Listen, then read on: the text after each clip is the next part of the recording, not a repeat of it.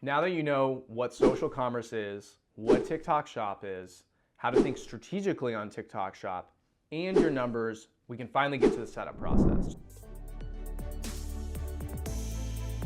So the first thing here, let me talk about what you need. You're gonna need first and foremost a specific email that will be the email for the owner account. Now, the very annoying and frustrating thing about TikTok Shop is whatever email you use for this, there are certain things in TikTok Shop that only this email login will be able to complete. And I already know what you're thinking. It's fine, I'll share the password with everyone. They do a verification by email code every single time you log in. Not some of the time, every single time you log in. So my recommendation here is set up some sort of open email that has auto forwarding to everyone you need to have access to that owner account. Now look, you can go through the process and change this later, but it's a very big pain to do so. You have to go through TikTok Shop support, which we'll talk about later. Not a great spot to get information from.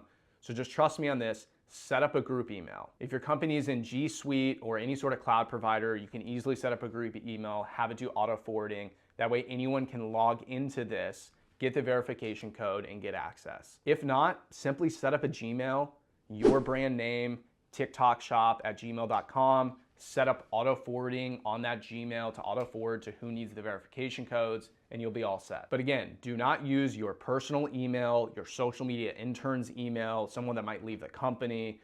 Don't do any of those things because it's going to hinge on access for everybody else in the future. The next thing needed here, you need to have a legitimate US business. Now, you can be based overseas and hey, our US LLC is actually owned by our entity over here and it's owned by my mom and dad and it's linked to their address. Like none of those specifics matter. You just have to have any form of a US business. This could be a sole proprietorship, an LLC. Within that, you can have an S Corp, a C Corp. It has to be a US business tied to a specific US state.